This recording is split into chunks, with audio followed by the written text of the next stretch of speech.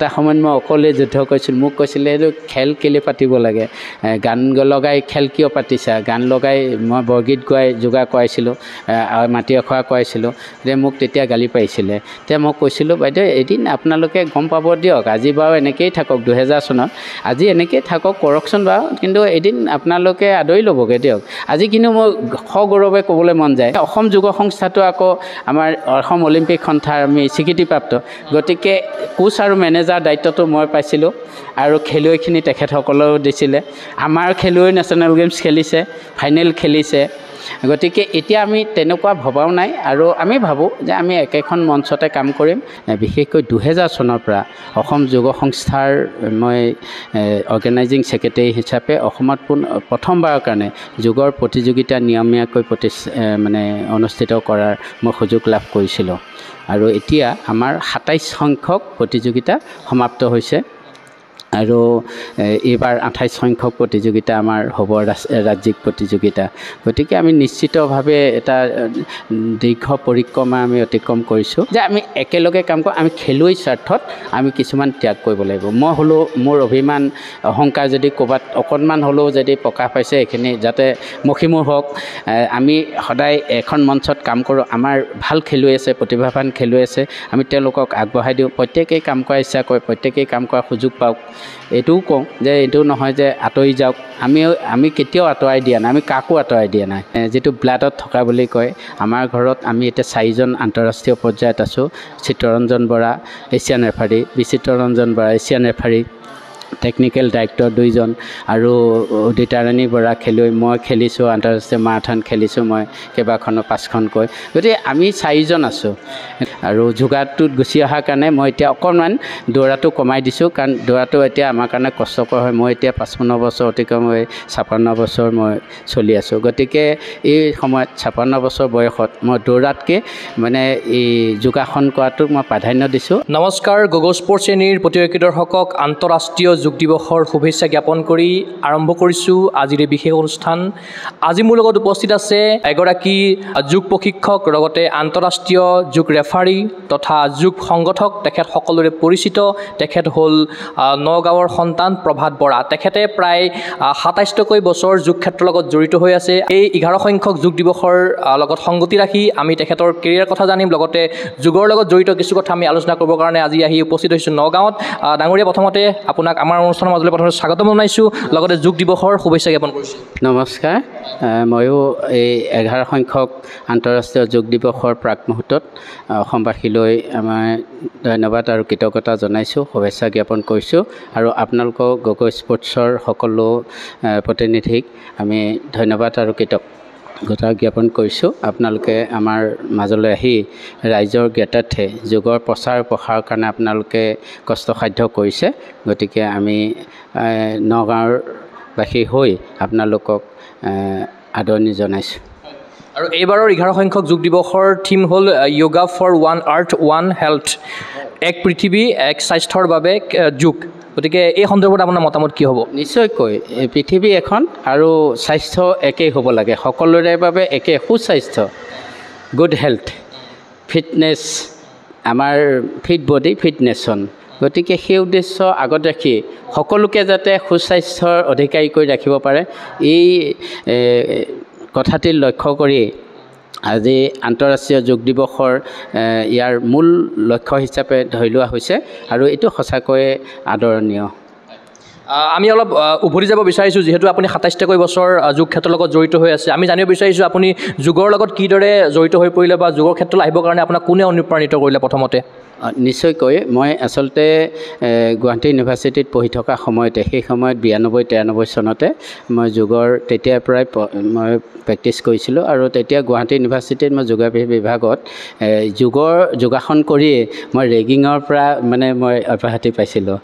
গুৱাহাটী ডিপাৰ্টমেণ্টতো আৰু হোষ্টেলতো মোক যথেষ্টখিনি মৰম কৰিছিলে আৰু তাৰ ফলশ্ৰুতিত মই যিহেতু এগৰাকী এথলেট আছিলোঁ গতিকে যোগে মোক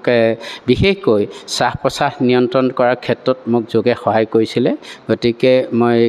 ডিপ যে আমাৰ ব্ৰিডিং গভীৰ শ্বাস লোৱা ক্ষেত্ৰত মোক সহায় হৈছিল আৰু মই মাৰাথন খেলিছিলোঁ গতিকে মোক নিশ্চিতভাৱে যোগে মোক তেতিয়াৰ পৰা সহায় কৰি আহিছিলে সৰুৰে পৰাই মানে ক্ৰীড়া হিচাপে আপুনি কেতিয়া মানে মানে প্ৰতিযোগিতামূলক হেৰিয়াত আৱৰ্তীৰ্ণ হৈছিলে? হয়, নিশ্চয়কৈ ক'ব লাগিব যে আমি বিশেষকৈ মই তেতিয়া গুৱাহাটী ইউনিভাৰ্চিটিত আমি পঢ়ি থাকোঁতে তেতিয়া প্ৰতিযোগিতা অনুষ্ঠিত হোৱা নাছিলে 92-93 চনত। তাৰপিছতে যেতিয়া আমি মহাৰাষ্ট্ৰৰ অমৰাৱতীত SBPMত আমি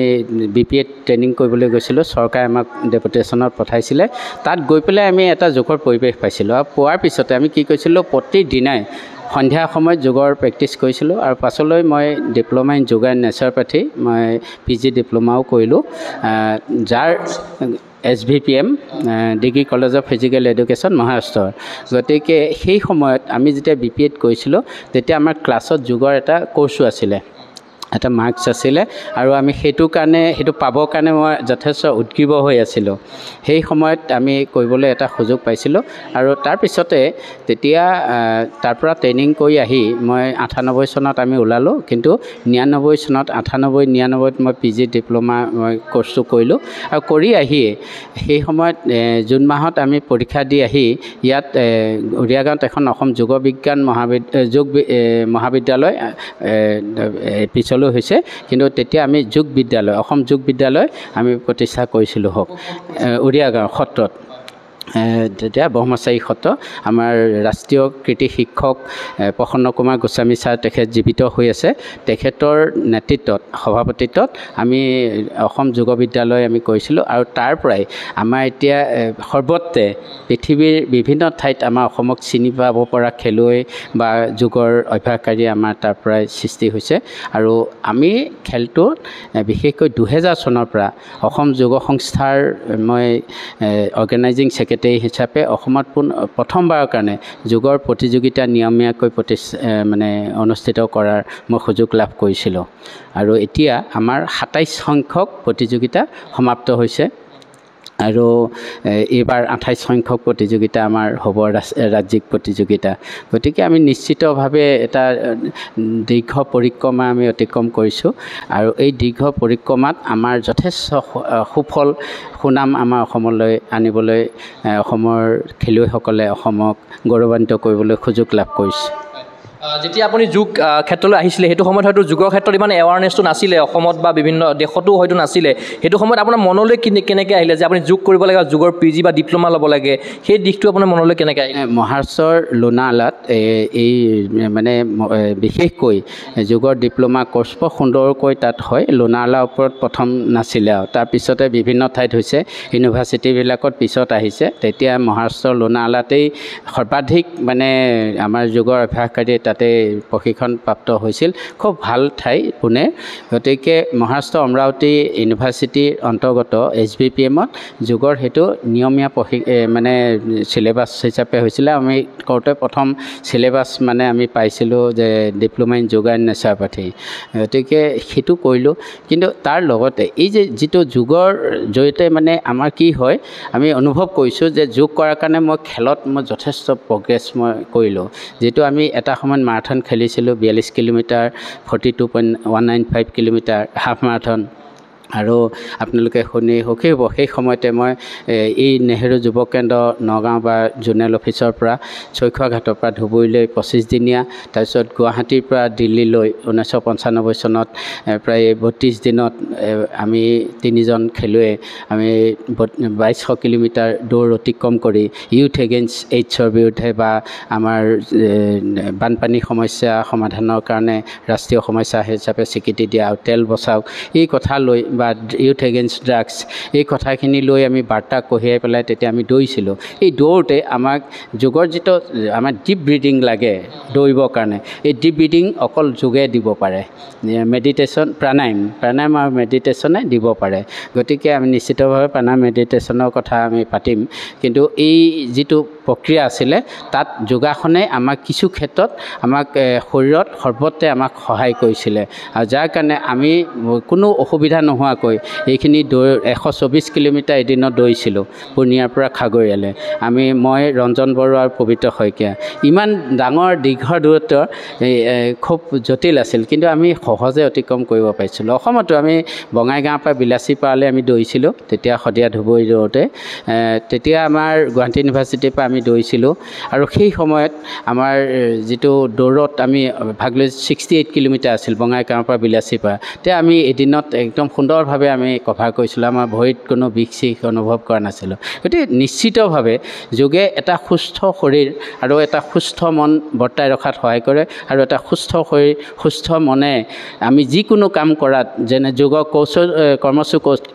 কৌশলম বুলি কোৱা হয় গতিকে কৌশলগতভাৱে যোগে কাম কৰি যোৱাত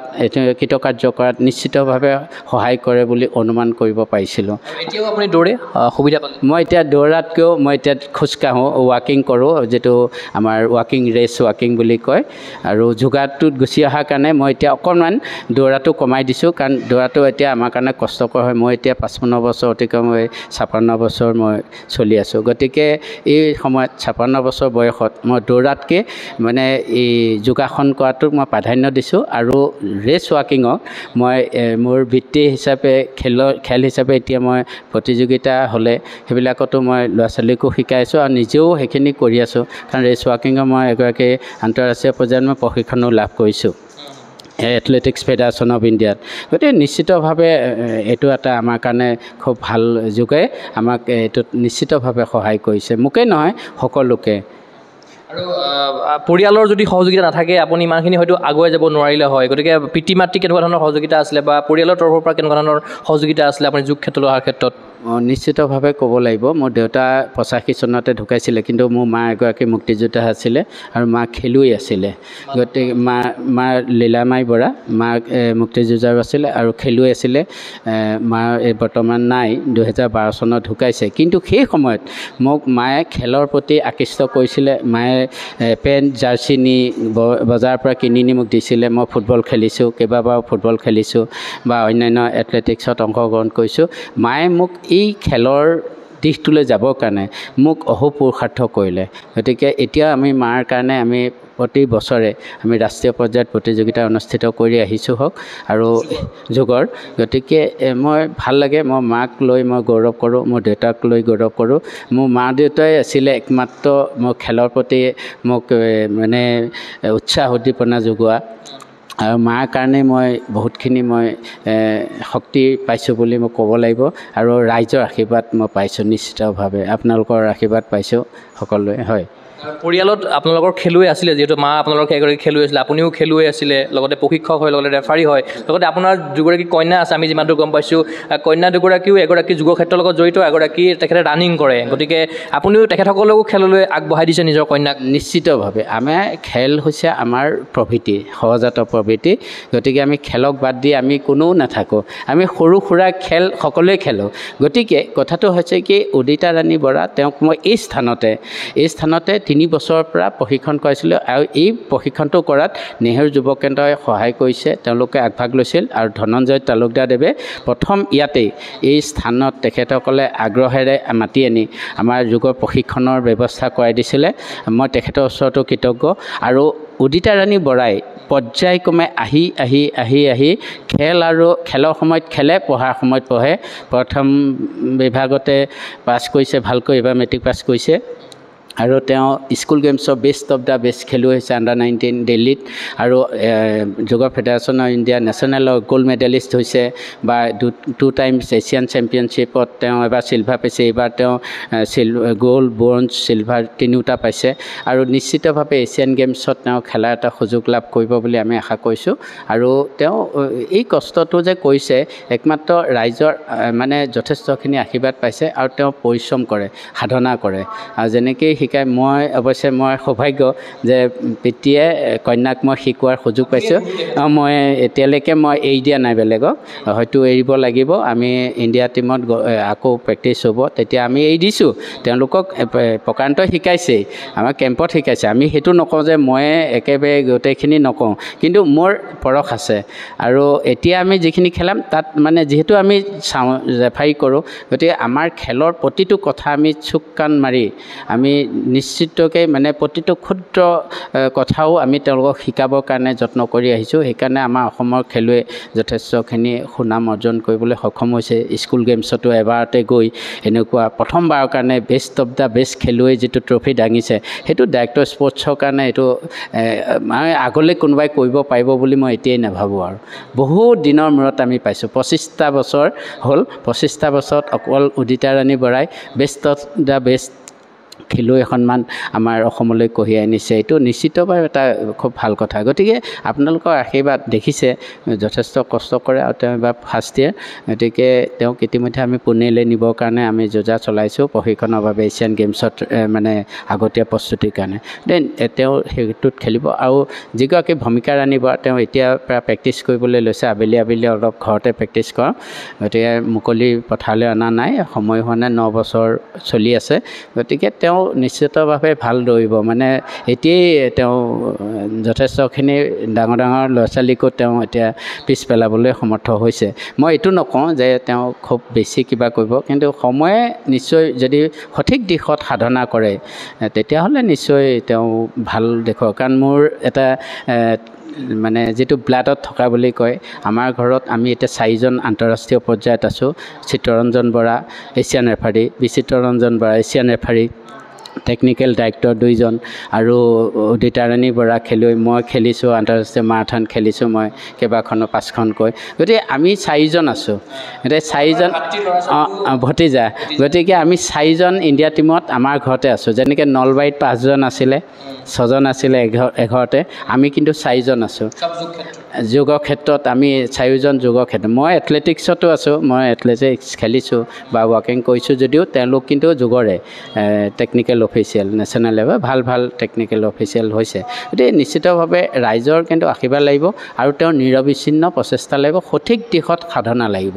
আৰু সেইখিনি উদিতাই কৰিবৰ কাৰণে আগ্ৰহী। মই আশা ৰাখিম যে নিশ্চিতভাৱে অসমলৈ মেডেল দিব। 2026ত যদি এছিয়ান গেমছ হয়, আমাৰ জাপানত হোৱা কথা আছে, অসম টীমত উদিতা ৰাণীয়ে স্থান লাভ কৰিলে ভাৰতীয় দলত অসমৰ হৈ যদি তেওঁ ভাগ লয়, আৰু 2-3গৰাকী খেলুৱৈ পাব পৰা এইটো সম্ভাৱ্য খেলুৱৈ আছে। যদি তেনেকৈ খেলে নিশ্চিতভাৱে উদিতাই অসমক মেডেল দিব এছিয়ানত। যিহেতু আপুনি 2গৰাকীমান খেলুৱৈৰ কথা ইতিমধ্যে উল্লেখ কৰিছে, লগতে আপোনাৰ কন্যা আছে, লগতে আৰু 2গৰাকীমান খেলুৱৈৰ কথা কৈছে, আৰু আপোনাৰ তত্বাৱধানত থাকি পেলাই ৰাষ্ট্ৰীয় বা আন্তঃৰাষ্ট্ৰীয় পৰ্যায়ত বহুখিনি হয়তো অসমৰ চুকে কোণে খেলুৱৈ আছে। গতিকে আজি তাৰিখত কাৰ নাম ল'ব বিচাৰিব এনেকুৱা খেলুৱৈ? নিশ্চিতভাৱে এতিয়া আমাৰ এই স্পৃহা কাশ্যপ ওলাইছে নতুনকৈ, মই তেওঁক পাইছোঁ, কিন্তু তেওঁ স্কুল গেমছত বা নেশ্যনেল আমাৰ চেম্পিয়নশ্বিপবিলাকত খেলা নাই। গতিকে তেওঁ কথাটো নকওঁ। আৰু নতুনকৈ নহয়, মৰিগাঁও স্পৃহা আৰু মঙলদৈ হৈছে দিষ্ণা জে.আৰ. চন্দা, তেওঁ উঠি আহিছে। তেওঁলোকৰো বহুতখিনি খেল এতিয়া খেলিবলৈ বাকী আছে, খেলেহে অভিজ্ঞতাটো দিব। গতিকে তেওঁলোকৰ ভাল। কিন্তু এটা ল'ৰা নিশ্চিতভাৱে অৰ্ণৱ শৰ্মা বজালী, তেওঁ অলিম্পিক পৰ্যায়ত খেল যদি হয় 36ত, অৰ্ণৱ শৰ্মাই খেলাৰ এটা মানে মোৰ এটা হেৰি আছে, মানে আশা আছে, মই পঢ়ি ৰাখিছোঁ। অলিম্পিক খেলিব লগা হ'লে অৰ্ণৱ শৰ্মাই প্ৰথম খেলিব বুলি মই ভাবোঁ অসমৰ পৰা। যোগৰ ক্ষেত্ৰখনত অত্যন্ত ভাল খেলুৱৈ, সৰু ল'ৰা, একেবাৰে সৰু ল'ৰা, 9 বছৰমান এতিয়া চলি আছে, অত্যন্ত ভাল খেলে। তাৰমানে 37 তেওঁ উপযুক্ত হৈ উঠিব। আৰু এইবাৰেই নেশ্যনেলত তেওঁ প্ৰথমবাৰ গৈয়ে মেডেল পাইছে আমাৰ হেৰিয়াত, এই হিমাচলত গৈ। গতিকে খুব ভাল খেলা ল'ৰা এজন, মানে ভাল খেলিব পৰা ল'ৰা এজন হৈছে অৰ্ণৱ শৰ্মা বজালী। মই আশা কৰিছোঁ, তাৰমানে তেওঁকে আশা কৰিম, তাৰমানে সৰু ভিতৰত। আৰু স্পৃহা কাশ্যপ সৰু ভিতৰত, স্পৃহা কাশ্যপ সৰু ছোৱালী, তাই পাব পাৰে। তাই কিন্তু আসনত মই এতিয়াও নকওঁ, আসনত বহুত বাকী আছে। কিন্তু তেনেকুৱা ছোৱালী আমাৰ কেইবাজনে, মই এতিয়া নাম ল'লে হয়তো ভুল কৰা হ'ব, কাৰণ উঠি অহা প্ৰজন্মই কোনদিনা কোন সময়ত কাৰ জয় হ'ব সেইটো ধৰিবলৈ অকণ টান হয়। এইটো লাগিবই, মানে সেইটো ক'বলৈ দিগদাৰ। কিন্তু উদিতাই যদি আসনত অংশগ্ৰহণ কৰে নিশ্চিতভাৱে মেডেল দিব, কাৰণ বিশ্বৰ 2গৰাকী টপ ৰেংকৰ খেলুৱৈক তেওঁ ইতিমধ্যে প্ৰতিহত কৰিছে। গতিকে খুব কষ্ট কৰে, সেই তেনেকুৱা কষ্ট কৰিব লাগিব, কষ্ট সাধ্য কৰিব লাগিব। আৰু উঠি অহা চামটোত কিন্তু আমাৰ প্ৰতিভা আছে। যিটো আপুনি এগৰাকী আন্তঃৰাষ্ট্ৰীয় ৰেফাৰী হয় লগতে স্কুল গেমছ ফেডাৰেশ্যনৰ আপুনি এগৰাকী ৰেফাৰী হয় গতিকে সেই কোৱালিফাইড ৰেফাৰী হয় গতিকে সেই দিশটোৰ কথা অলপ কওকচোন আপুনি আন্তঃৰাষ্ট্ৰীয় যুগত আমি ইতিমধ্যে মই 9খনমান দেশলৈ গৈছোঁ তাৰ ভিতৰত মই আৰ্জেণ্টিনাত মই আন্তঃৰাষ্ট্ৰীয় ৰেফাৰী হেৰি পাইছোঁ ৱৰ্ল্ড কাপ মই চলাই আহিছোঁ তাৰপিছতে মই ভিয়েটনামত দিছিলোঁ এছিয়ান ৰেফাৰী পৰীক্ষা অৱশ্যে দুইটাতে মই প্ৰথম হৈছিলোঁ পৰীক্ষাত প্ৰথম হৈছোঁ ইয়াতো ৰাষ্ট্ৰীয় পৰ্যায়তো মোৰ স্থান আছে মই এই গ্ৰেডৰ ৰেফাৰী নেশ্যনেলৰ এই গ্ৰেডৰ ৰেফাৰী আৰু আমাৰ যিটো স্কুল গেমছ ফেডাৰেশ্যন 2011 চনত ডাইৰেক্টৰ স্পৰ্টছৰ পৰা আমাৰ তেনেকৈ পঠাইছিলে ডেপুটেশ্যন আৰু মই তাত মোৰ এতিয়া 25 বছৰ হৈছে স্কুল গেমছ চলোৱা 25 বছৰ মই পুৰণা ৰেফাৰী আৰু মই এই 25 বছৰত ডাইৰেক্টৰ স্পৰ্টছত আমাৰ স্কুল গেমছত তৃতীয় স্থানলৈ উন্নীত কৰিবলৈ সক্ষম হৈছিলোঁ তাৰমানে আমাৰ অসমে তৃতীয় স্থান দখল কৰিবলৈ সক্ষম হৈছে তাৰমানে স্কুল গেমছত এইটো এটা অসমৰ কাৰণে বহুত ভাল খবৰ আমি গ'ল্ড মেডেলিষ্ট পাইছোঁ আমি ইণ্টাৰনেশ্যনেল খেলত আমি প্ৰাইজ পাইছোঁ গতিকে স্কুল গেমছৰ এতিয়া আমাৰ এনেকুৱা হৈছে যে নতুন যিখিনি আমাৰ এক্সপিৰিয়েঞ্চ থকা বা অভিজ্ঞ যিখিনি ৰেফাৰী আমাৰ লগত কৰি আছিলে তেওঁলোকক লৈ আমাৰ এটা ইতিমধ্যে আমাৰ গোট হৈছে আৰু আমি আলোচনা কৰিছোঁ স্কুল গেমছটোকো আমি সমানে আগবঢ়াই নিবৰ কাৰণে যত্ন কৰিম আৰু ডাইৰেক্টৰ স্পৰ্টছত সদায় মেডেল থাকিবই স্কুল গেমছৰ মেডেল নেহেৰাই আৰু মই গৈছোঁ নেশ্যনেল গেমছতো ফাইনেল খেলাইছোঁ গৈছোঁ দুবাৰকৈ খেলো ইণ্ডিয়াতো মেডেল আনিছোঁ পজিশ্যন পাইছে ফাইনেল খেলিছে স্পেয়াৰহঁতে এতিয়া মোৰ এটা নিশ্চিতভাৱে মোৰ এটা আত্মবিশ্বাস আছে মানে অসমৰ মেডেল নেহেৰাই গতিকে নিশ্চিতভাৱে এই নেশ্যনেল খেলত আমি গ'ল্ড মেডেল পাইছোঁ আমাৰ খেলুৱৈ গ'ল্ড মেডেল পাবলৈ সক্ষম হৈছে তৃতীয় স্থানত আমি এতিয়া আছোঁ আৰু এই স্কুল গেমছতো তেনেকৈ তৃতীয় স্থান লাভ কৰাটো ইমান সহজ নহয় আজিৰ দিনত যুগৰ স্পৰ্টছ যিটো ৰিকগনিশ্যন হোৱাৰ পিছত মিনিষ্ট্ৰি অফ ইউথ এফেয়াৰ্ছে এইখিনি ৰিকগনাইজ কৰাৰ পিছত অলিম্পিকে মাজতে কৈছিলে এতিয়া আমাৰ অলপ কোৰ্টত কেছ ডিছপিউট হৈ আছে যাৰ কাৰণে যুগতো এতিয়া মানে লিষ্টত নাই তথাপিতো আমাৰ টুৰ্ণামেণ্টবিলাক নেশ্যনেল গেমছ হওক বা খেলো ইণ্ডিয়া ইউথ গেমছ খেলো ইণ্ডিয়া ইউনিভাৰ্চিটি গেমছ এইবিলাক চলি আছে আৰু এতিয়া খেলো ইণ্ডিয়া স্কুল গেমছ আমাৰ আৰম্ভ হ'ব হৈছে খেলো ইণ্ডিয়া স্কুল গেমছো এইবাৰ আমাৰ আৰম্ভ হ'ব গতিকে আমি তাৰ কাৰণে প্ৰস্তুতি চলাইছোঁ আমাৰ খেলুৱৈ অসমৰ খেলুৱৈ খেলিব গতিকে এইটো এটা আমাৰ কাৰণে খুবেই ভাল কথা কিন্তু সীমিত হৈ আছে আমাৰ সংখ্যাটো আমাৰ সীমিত হৈ আছে নানা ৰেখি নানা মত গতিকে অকণমান থাকে আৰু তাতে আমি কিন্তু আগৰ পৰা কাম কৰি আছে আমাৰ তাত দেশ বিদেশ নাই সকলোৱে কৰিব আৰু এতিয়া মই এইটো কওঁ যে আমি একত্ৰিত হৈ কাম কৰাৰ এটা প্ৰয়াস হৈছে গতিকে নিশ্চিতভাৱে অনাগত দিনত অসমে খুব ভাল ফল লাভ কৰিব যুগৰ ক্ষেত্ৰখনত স্কুল গেমছ ফেডাৰেশ্যনৰ আপুনি কোৱালিফাইড কোচ হিচাপে আৰু মানে অসম বা ভাৰতত কিমানজনমান আছে বৰ্তমান সময়ত নাই মই এতিয়া কোৱালিফাইড ৰেফাৰী মই আছোঁগৈ তাৰমানে বাকীসকল ৰিটায়াৰমেণ্টত গৈছে তাৰমানে এইটো গভৰ্ণমেণ্ট অফিচিয়েল গতিকে যুগৰ ইনষ্ট্ৰাক্টৰ বা যুগৰ কোচসকলে সেইটোত পৰীক্ষা দিব পাৰে সেইসকল ৰিটায়াৰ্ড হৈছে আৰু মই সেই সময়ত 11 চনত মই ইউথত আছিলোঁ গতিকে পৰীক্ষা দিলোঁ আৰু মই নিশ্চিতভাৱে মোৰ কনফিডেঞ্চ আছিলে যিহেতু মই বহুত বছৰ চলাইছোঁ আৰু তেখেতসকলে মোক এইটো দায়িত্ব দিছিলে আৰু দিয়াৰ পিছত এতিয়া স্কুল গেমছ আমি চলাবলৈ পাইছোঁ মাতে প্ৰত্যেক বছৰ তেনেকৈ ফেডাৰেশ্যনৰ পৰা মাতে স্কুল গেমছ ফেডাৰেশ্যনে SGFI মাতে ৰেফাৰী হিচাপে কিন্তু এটা কথা আমি এতিয়া সেইটোক একগোট কৰি আমাৰ এটা পুনৰ আমাৰ চৰকাৰীভাৱে এটা প্ৰশিক্ষণ ৰিফ্ৰেছাৰ কোৰ্ছ বা আমাৰ অৰিয়েণ্টেশ্যন কোৰ্ছ কৰাবৰ কাৰণে আমি এটা প্ৰপ'জেল আগবঢ়াই দিছোঁ চৰকাৰলৈ যে নৱপ্ৰজন্মক আমি তেওঁলোককো এতিয়া আগবঢ়াই নিব লাগে তেতিয়াহে আমাৰ ষ্ট্ৰেংথটো থাকিব মই অকলেতো একো কৰিব নোৱাৰোঁ মই অকলে খালি মোৰ অভিজ্ঞতা কিন্তু বাকীখিনিক লৈহে আমাৰ ষ্ট্ৰেংথটো আহিব সেইকাৰণে আমি সকলোকে লৈ এটা প্ৰপ'জেল দিছোঁ সেইটো প্ৰপ'জেলটো আমাৰ সকলো ৰেফাৰীখিনিয়ে গ্ৰহণ কৰিছে মাজতে আমি সভা পাতিলোঁ অনলাইন গতিকে এইটো নিশ্চিতভাৱে আৰু অলপ দিনৰ পিছত SGFI অৰিয়েণ্টেশ্যন বা মানে আমাৰ এটা ট্ৰেইনিং প্ৰগ্ৰেম ছেমিনাৰ টাইপত এটা কৰি তেওঁলোকৰ মাজত এটা পৰীক্ষা পাতি নিশ্চিতভাৱে ৰেফাৰীসকলক ল'ব কাৰণ ফেডাৰেশ্যনৰ ৰেফাৰীসকলৰ মাজত এইটো এটা বস্তু অভাৱ আছে যে স্কুল গেমছৰ চিলেবাছটো বেলেগ আৰু সেইটো আমি কৰাওঁ গতিকে স্কুল গেমছৰ চিলেবাছ বেলেগ যেনেকৈ নেশ্যনেল যোগা অলিম্পিয়াডৰ চিলেবাছ বেলেগ আৰু নেশ্যনেল চেম্পিয়নশ্বিপবিলাক বেলেগ প্ৰ' কাবাডী তেনেকৈ বেলেগ কাবাডী বেলেগ বিচ কাবাডী বেলেগ সেই ধৰণৰ বেলেগ বেলেগ ৰুলছ ৰেগুলেশ্যন থাকে গতিকে সেইটো কাৰণে সেই ফেডাৰেশ্যনেহে কাম কৰা উচিত তেওঁলোকৰ মাজতহে আচল কথাখিনি থাকে তাৰ ৰুলছ ৰেগুলেশ্যনখিনি তেওঁলোকে মানে ফ'ল' কৰিব পাৰে বাকীসকলে নোৱাৰে বুজি নাপায় গতিকে অসুবিধা সেইখিনি কথা যিহেতু অসম যোগ সংস্থাৰ আপুনি প্ৰতিষ্ঠাপক সম্পাদক হিচাপে আপুনি কাৰ্যনিৰ্বাহ কৰিছিল আৰু বৰ্তমানো কৰি আছে আপুনি, গতিকে আপুনি কি উদ্দেশ্য আগত ৰাখি পেলাই এই সংস্থাটো গঠন কৰিছিলে, বৰ্তমান সময়ত কি পৰ্যায়ত চলি আছে এই সংস্থাটো? আমাৰ অসম যোগ সংস্থাৰ প্ৰথম বাটকটীয়া আছিলে আমাৰ প্ৰতিষ্ঠাপক সম্পাদক ফটিক চন্দ্ৰ শৰ্মাদেৱ, তেখেত জিমনাষ্টিক্স সন্থাটো আছিলে, আৰু লগতে ডাক্তৰ কৃষ্ণ কুমাৰ বৰা ছাৰ সভাপতি হিচাপে তেখেত তেতিয়াৰ পৰা আছিলে, আৰু শেহতীয়াকৈ 2019 চনত তেখেতে সভাপতিৰ পদৰ পৰা তেখেতক অধ্যক্ষ পদলৈ তেখেতক উন্নীত কৰা হ'ল, আৰু সভাপতি পদত তপন কুমাৰ দাসদেৱক দিয়া হৈছিলে। কিন্তু ফটিক চন্দ্ৰ শৰ্মাদেৱে যিটো পৰিশ্ৰম কৰিছিলে বা ডাক্তৰ কৃষ্ণ কুমাৰ বৰাদেৱে, তেখেতসকলে অসমৰ যোগৰ ক্ষেত্ৰখনক আগবঢ়াই নিয়াৰ প্ৰয়াস কৰিছিলে, কিন্তু সেই সময়ত তেওঁলোকক সহায় কৰিব পৰাকৈ তেওঁলোকৰ ওচৰত অৰ্গেনাইজাৰ নাছিলে। মই 1999 চনত প্ৰথম মোক লগ পোৱাৰ পিছতে মই প্ৰথম কম্পিটিশ্যন আৰম্ভ কৰি দিছিলোঁ। মই 99 চনত মই প্ৰথম দাভাংগিৰিলৈ টীম লৈ গৈছোঁ, আৰু তেতিয়াই পজিশ্যন পোৱা আৰম্ভ কৰি দিছে। এইটোৱেই আছিলে, বেলেগে কৰিব পৰা নাই নহয়, তেওঁলোকে এনেই এৰা ধৰাৰ মাজত কৰিলেতো কোনোটো বস্তু এইটো থিতাপি নাপায়, গতিকে নিৰবিচ্ছিন্ন এটা প্ৰচেষ্টা লাগে, আৰু অসম যোগ সন্থা হৈছে তেনে এটা অনুষ্ঠান। এতিয়া আমি 37 বছৰ পালোঁ, না 86তেই গঠন কৰিছিলে, কিন্তু 89ত ৰেজিষ্টাৰ কৰিছিলে। এতিয়া আমাৰ 37 বছৰ আমাৰ প্ৰতিষ্ঠা দিৱস, 37তম প্ৰতিষ্ঠা দিৱস হৈছে। মই ইয়াৰ দায়িত্ব লৈছোঁ, 99 চনত কোচৰ দায়িত্ব লৈছিলোঁ, তাৰপিছত 2000 মই অৰ্গেনাইজিং ছেক্ৰেটাৰী দায়িত্ব দিলে, খেল মই পাতোঁ, মানে খেলটো পাতিবলৈ মোক দিয়া, মোৰ এটা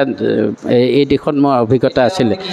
এতিয়া মই ছেক্ৰেটাৰী হিচাপে আছোঁ। মোক 2014 চনত অসম যোগ সন্থাৰ সম্পাদকলৈ মোক মানে আনে, আৰু তেতিয়া 2000 এই স্থানতে সভা হৈছিলে, আৰু ইয়াতে মোক তেখেতে সেই সময়ত ধীৰেন শৰ্মাদেৱ সম্পাদক আছিলে, তেখেতেই মোক দায়িত্বটো নিজে মোলৈ অৰ্পণ কৰিছিলে যে প্ৰভাত দা আপুনি দায়িত্বটো লওক, লৈ অসমৰ যোগৰ ক্ষেত্ৰখনত আপুনি কাম কৰক, আমি আপোনাৰ লগতে কাম কৰি যাম। এতিয়াও অৱশ্যে আমি একেলগেই কাম কৰি আছোঁ, কিন্তু সেই 14 চনৰ পৰা আমি অৱশ্যে যথেষ্টখিনি প্ৰগ্ৰেছ কৰিছোঁ। কেনেকুৱা ঘাত প্ৰতিঘাত পাইছে আপোনালোকে? ঘাত প্ৰতিঘাতটো থাকে, বহুখিনি প্ৰত্যাহ্বান বহুতখিনি থাকে, মানে কি সংঘৰ্ষ যদি নাথাকে আমি গম নাপাম, খুন্দা খালেহে আমি গম পাম মই খুন্দাটো কেনেকৈ খাইছোঁ, মোৰ বিপৰীত দিশৰ পৰা অহা গতি আৰু মই যোৱা গতিটোত কি ধৰণে তাত সংঘৰ্ষ হৈছে, তেনেকুৱা কথা। সংঘৰ্ষ বেলেগ একো নাই, সকলোৱে বিচাৰে সকলোৱে কাম কৰিব, গতিকে আমাৰ কেতিয়াবা কাম কৰোঁতে কিছুমান কথাত মতানৈক্য হয়,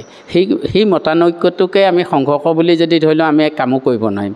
ভালো হয় কেতিয়াবা, তেনেকৈ হ'লে মানে কাম কৰাৰ যিটো উদ্যম আচলতে প্ৰতিযোগিতামূলক হৈ যায়। প্ৰতিযোগিতামূলক হ'লে সকলোৱে ভাল কৰিবলৈ বাধ্য হৈ যায়, সকলোৱে যত্ন কৰে যে ভালেই কৰিম, নহ'লে বেলেগে ক'ব যে ইহঁতে কৰিব পৰা নাই। গতিকে আমাৰ প্ৰতিযোগিতামূলকভাৱে আমি নকৰোঁ, আমি যিহেতু কৰি আহি আছোঁ, আমি ভাল কৰিবলৈ যত্ন কৰোঁ, আমি উন্নত কৰিবলৈ যত্ন কৰোঁ। আপোনাক কৈ গৌৰৱ অনুভৱ কৰিম যে অসমে যেতিয়া খেল পাতে, তেতিয়া আমাৰ ষ্টেট খেলখনক ৰাষ্ট্ৰীয় পৰ্যায়ৰ খেল বুলি ক'বলৈ মানুহে বিচাৰে, যে ৰাষ্ট্ৰীয় পৰ্যায়ৰ খেল হয়। আকৌ ৰাষ্ট্ৰীয় পৰ্যায়ৰ খেলখন গুৱাহাটীত পাতিছিলোঁ আমি 2023 চনত, সেইখনক কৈছে যে আন্তঃৰাষ্ট্ৰীয় পৰ্যায়ৰ খেল হৈছে। তাৰমানে আমাৰ খেলৰ মানদণ্ডটো, আমাৰ যিটো সংগঠন, সেইটো মানে উন্নত। ৰাষ্ট্ৰীয় পৰ্যায়ত আমি এবাৰেই পাতিছোঁ, আৰু সেইখন খেলেই আমাৰ অতি শ্ৰদ্ধাৰ আমাৰ অসম ইণ্ডিয়ান অলিম্পিক এছ'চিয়েশ্যনৰ আমাৰ পি.টি. ঊষা মেমে এই আমাৰ খবৰটো পায়ো তেখেতে খুব ভাল পাইছিলে যে গুৱাহাটীত বৰ সুন্দৰ এখন খেল অনুষ্ঠিত কৰিছিলে, ছাব জুনিয়ৰ আৰু জুনিয়ৰ বইজ গাৰ্লছৰ। গতিকে দ্বিতীয়াৰ্পিত হৈছিলে, খুব সুন্দৰ খেল এখন হৈছিলে, চৰকাৰে সহায় কৰিছিলে, অলিম্পিকে সহায় কৰিছে, তেনেকৈ বিভিন্ন অনুষ্ঠান প্ৰতিষ্ঠানে আমাক সহায় কৰিলে, তেখেতসকলৰ ওচৰতো আমি কৃতজ্ঞ। আৰু এই যিটো উদ্দেশ্য আগত ৰাখি যোগা অকল খেল নহয়, খেলেই অকল নহয়, আমাৰ যোগৰ জৰিয়তে সুস্বাস্থ্য বৰ্তাই ৰখাৰ এক প্ৰক্ৰিয়া পদ্ধতি, এইটোক সাৰোগতকৈ যি উদ্দেশ্যৰে লক্ষ্য আৰু উদ্দেশ্যৰে যোগ সন্থা গঠন কৰিছিলে, তেখেতসকল কিন্তু সফল হৈছে বুলি মানে মই কিন্তু এতিয়া মোৰ বিশ্বাস হৈছে, মই ক'ব পৰা অৱস্থালৈ আমি আহিছোঁ যে সঁচাকৈ তেওঁলোকৰ যিটো লক্ষ্য আৰু উদ্দেশ্য মহান আছিলে। আৰু অসমত বৰ্তমান সময়ত কেইবাটাও যোগ সংস্থা আছে, আপোনাক ধৰি আৰু পাছৰ পৰ্যায়ৰ কেইবাটাও যোগ সংস্থা গঠন কৰা হ'ল, আৰু ইতিমধ্যে আপুনি এটা ইংগিতো প্ৰদান কৰিছে, একত্ৰিত হোৱাৰ কথা আপুনি উল্লেখ কৰিছে। গতিকে এই ধৰণৰ প্ৰক্ৰিয়াটো কেতিয়া মানে সমাধা হ'ব বা কেতিয়া মানে অসমৰ ৰাইজে দেখা পাব, এইটো কিবা ভাল খবৰ? হয়, নিশ্চয়কৈ। আপুনি অকণমান জানি ল'লেও বেয়া নহয় যে আমাৰ অসম যোগ সন্থাৰ লগতে তেখেতসকলে সমান্তৰালভাৱে আমাৰ ইণ্ডিয়ান যোগা ফেডাৰেশ্যনৰ আণ্ডাৰতো এখন কমিটিয়ে খেল পৰিচালনা কৰি আহিছিলে বা চলাইছিলে, কিন্তু তেওঁলোকৰ অনিয়মীয়া আৰু কোনো গতি নাছিলে আৰু তেওঁলোকৰ কোনো তাত স্থিতি নাছিলে, যাৰ কাৰণে তেওঁলোকে সংখ্যাটো ক'বলৈকো সক্ষম হোৱা নাছিলে সেই সময়ত। য'ত আমি তেতিয়া ধৰি লওক 25 বছৰ ৰূপালী জয়ন্তী পাতিছোঁ, তেতিয়া তেওঁলোকে ক'ব পৰা নাই তেওঁলোকে কিমান সংখ্যক পাতিব। কোনোবা তেনেকুৱা অনুষ্ঠান আছিলে, ইণ্ডিয়ান যোগা ফেডাৰেশ্যনৰ বা আৰু আছিলে যোগা ফিজিক ফেডাৰেশ্যন, এইবিলাক ফেডাৰেশ্যনে কাম কৰিছিলে। কিন্তু ইয়াৰ লগে লগে 2019 চনত আমাৰ ক'ভিডৰ সময়তে 19-20 চনত আমাৰ নেশ্যনেল যোগাসনৰ স্পৰ্টছ ফেডাৰেশ্যন বুলি এটা ফেডাৰেশ্যন কৰিছিলে। আমাকো আমন্ত্ৰণ জনাইছিলে, যিহেতু মই যোগা ফেডাৰেশ্যন অফ ইণ্ডিয়াৰ মই এগৰাকী তেতিয়া যুটীয়া সম্পাদক। আমি এটা কথাই মন কৰিছিলোঁ যে আমি আহি এতিয়া 50 সংখ্যক ৰাষ্ট্ৰীয় প্ৰতিযোগিতা পাতিম, গতিকে এইবাৰ আমাৰ 50 সংখ্যক হ'ব। সেই সময়ত আমি ভবা নাই যে আকৌ এটা নতুন সংগঠন হওক, কিন্তু সেই সংগঠনটোৰ একেবাৰে নুই কৰিব নোৱাৰে এটা কথাত তাৰ প্লাছ পইণ্ট এটাই আছিলে যে এটা ভাল খবৰ আছিলে যে সকলোবিলাক ফেডাৰেশ্যনক লগ কৰি নেশ্যনেল যোগাসনৰ স্পৰ্টছ ফেডাৰেশ্যন গঠন কৰিছিলে। কিন্তু আমি যাব বিচাৰিছিলোঁ এনেকৈ যে অসম যোগ সংস্থা আমি এনেকৈ যাব বিচাৰিছোঁ। আমি তেতিয়াও মোক আহ্বান জনাইছিলে, মই কৈছিলোঁ যে মই অকলে ইয়াত মই অংশগ্ৰহণ নকৰোঁ, অসমৰ প্ৰতিজন খেলুৱৈ প্ৰতিজন কৰ্মকৰ্তা আমি একেলগে যিদিনা আমি কাম কৰিম একেলগে আমি সকলোৱে কাম কৰিম। কাৰণ কিয় মই নিজা অভিমত লৈ বা নিজা এটা দায়িত্ব লৈ পেলাই মই কাম কৰিলে মোৰ ভুল হৈ যাব। মই মানুহখিনিক প্ৰতিনিধিত্ব কৰিছোঁ, গতিকে সকলোৱে একেলগে কৰিম। কোনোবা এটা দিনত ভাল দিনত আমি সকলোৱে যদি ভাল হয়, ইয়াৰ লক্ষ্য উদ্দেশ্য ভাল হয়, আমি কৰিম। কিন্তু হঠাতে এই যোগা ফেডাৰেশ্যন অফ ইণ্ডিয়াক আমি তেনেকৈ বাদ দি কামখিনি কৰাৰ মানে মানসিকতাটো গঢ় লৈ উঠা নাছিলে। তাৰপিছতে তথাপিতো তেওঁলোকে মোক সহযোগ কৰে, তেওঁলোকে মোৰ পৰা ছাজেশ্যনো লয়, কথা বতৰা তেওঁলোকৰ লগত চলি থাকে। গতিকে প্ৰায়কেইজনেই পুৰণা মানুহ মোৰ। আমি স্কুল গেমছৰ আমাৰ লগত থকা প্ৰায়কেইজন এতিয়া নেশ্যনেল যোগা স্পৰ্টছ ফেডাৰেশ্যনৰ প্ৰায়কেইজন মোৰ ভাতৃ দাদা ভাই, মানে তেনেকুৱা আলোচনা পৰ্যায়ত আছে নেকি এতিয়াও? মানে এতিয়া কি হ'ল, আমাৰ সেই কথাখিনি চলি থাকোঁতে তেওঁলোকে তাৰমানে হঠাতে এটা চৰকাৰীভাৱে স্বীকৃতি লাভ কৰিলে, যিটো নিয়মত নপৰিলে, এটা মানে স্পৰ্টছ কোড ভাইলেট হৈছিলে, সেইটো মানে ডিপাৰ্টমেণ্টে কৰিলে ভাইলেট। তাৰমানে কি হয়, জন্ম হ'লে মানুহক বাৰ্থ চাৰ্টিফিকেট দিয়ে, তেওঁলোকে চিটিজেন চাৰ্টিফিকেট দিয়াৰ দৰে কৰিলে। তাৰমানে 3 বছৰ অডিট ৰিপৰ্ট, 3 বছৰ এক্টিভিটিছ ৰিপৰ্ট জমা হোৱাৰ পিছতহে ৰেজিষ্ট্ৰেশ্যন হ'ব লাগিছিল। তেওঁলোকে 20 চনতে ৰেজিষ্ট্ৰেশ্যনটো পাই গ'ল, জন্ম হৈয়ে পালে। তাৰমানে সেইটো স্পৰ্টছ কোড ভাইলেট হৈছে, সেইটো কাৰণে এতিয়া এটা কেছ চলি আছে, ডিছপিউট হৈ আছে। সেইটো কোৰ্টৰ মহামান্য আদালতে যি দিল্লী উচ্চ ন্যায়ালয়ত, গতিকে মহামান্য আদালতে যি ৰায় দিব। কিন্তু আমি এটা কথাত আহিছোঁ যে আমাৰ অসমত থকা 2টা অনুষ্ঠানেই ৰেজিষ্ট্ৰেশ্যন কৰি পেলালে। আপুনি জানি থওক, অল আছাম যোগাসনৰ স্পৰ্টছ এছ'চিয়েশ্যন আৰু এটা হ'ল আছামটো নাই তেওঁলোকৰ, সেই অল আছামতেই আচলতে 2টা। অল আছাম যোগাসনৰ স্পৰ্টছ এছ'চিয়েশ্যনেই 2টা ৰেজিষ্ট্ৰেশ্যন হ'ল। এটা হ'ল নলিন নাথ দেৱ আছিলে সেই সময়ত সম্পাদক, তেখেতে কৈছে। তাৰপিছত আমাৰ বিকাশ গোস্বামী দেৱৰ নেতৃত্বত এতিয়া সেইটো নামেতে 2টা ৰেজিষ্ট্ৰেশ্যন আছে। কিন্তু বিকাশ গোস্বামী দেৱৰ নেতৃত্বত যিটো এতিয়া সংগঠন আছে যোগাসনৰ স্পৰ্টছ এছ'চিয়েশ্যন এনেকৈ আছে, এটা যোগাসনৰ স্পৰ্টছ এছ'চিয়েশ্যন কৰিছে। সেই যোগাসনৰ স্পৰ্টছ এছ'চিয়েশ্যনটো নহয়, অল আছাম যোগাসনৰ স্পৰ্টছ এছ'চিয়েশ্যন বিকাশ গোস্বামী দেৱৰ নেতৃত্বত চলি আছে। আৰু তেখেতৰ নেতৃত্বত থকা অৱস্থাতে আমাৰ খেলো ইণ্ডিয়া আহিল, তেনেকৈ নেশ্যনেল গেমছ আহিল। তাৰপিছত এতিয়া 3টাকৈ নেশ্যনেল গেমছ হ'ল, আহমেদাবাদত হ'ল, গোৱাত হ'ল, উত্তৰাখণ্ডত হ'ল, আৰু খেলো ইণ্ডিয়াও তেনেকৈ হাৰিয়ানাত হ'ল, উজ্জয়িনত হ'ল, তাৰপিছত তামিলনাডুত তেনেকৈ এটা হ'ল, এইবাৰ হ'ল। গতিকে এই গোটেইখিনি যিটো হৈছে, এই কামখিনি তেখেতসকলৰ নেতৃত্বত। আকৌ আমি অসম যোগ সংস্থাটো আকৌ আমাৰ অসম অলিম্পিক সন্থাৰ আমি স্বীকৃতিপ্ৰাপ্ত, গতিকে কোচ আৰু মেনেজাৰ দায়িত্বটো মই পাইছিলোঁ, আৰু খেলুৱৈখিনি তেখেতসকলেও দিছিলে। আমাৰ খেলুৱৈ নেশ্যনেল গেমছ খেলিছে, ফাইনেল খেলিছে।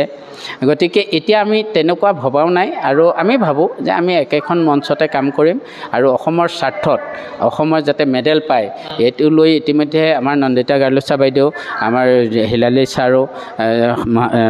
শ্ৰদ্ধাৰ আমাৰ সচিব ছাৰ, ডাইৰেক্টৰ ছাৰ আমাৰ প্ৰদীপ টিমুং ছাৰ আছিলে, তেখেতো তাৰপিছতে ছাৰেও অলিম্পিকৰ আমাৰ লক্ষ্য কোঁৱৰদা, তাৰপিছত এনেকৈ সৰ্বানন্দ সোণোৱাল ছাৰ, এই সকলোৱে জানে এই বিষয়টো। এতিয়া এনেকুৱা হৈছে আমি তাৰমানে কাম কৰি আছোঁ, সকলোৱে কৈছে যে আপোনালোকে একলগ হৈ, আমাৰ বিমল বৰা ছাৰেও প্ৰতিনিধিত্ব কৰিছিল এবাৰ, গতিকে সকলোৱে লগ হৈ এইটোৱে কৈছে যে আমি একলগ হৈ কাম কৰোঁ, তোমালোকে একলগ হৈ কৰা, ফাণ্ডিঙো আমাৰ সুবিধা হ'ব। গতিকে আমাক চৰকাৰে ফাণ্ড দিছে বা কিছুমান ফাণ্ড আমি পোৱা নাই, তেওঁলোকেও ফাণ্ড ল'ব পৰা নাই, তেওঁলোকো এফিলিয়েটেড নহয়। গতিকে আমি ভাবোঁ যে আমি এইবিলাক মষিমূৰ কৰোঁ, কৰি এতিয়া একেলগে খেলাৰ সুযোগ দিওঁ। এখন খেলেই হ'ব, one state championship, one district championship, মানে সন্থা দুটাই থাকিব, কিন্তু মঞ্চ এখন মঞ্চই আমি এতিয়া কাম কৰি যাম, এখন মঞ্চত কাম কৰি যাম। বেলেগ হ'ব নেকি? নাম বেলেগ নহয়,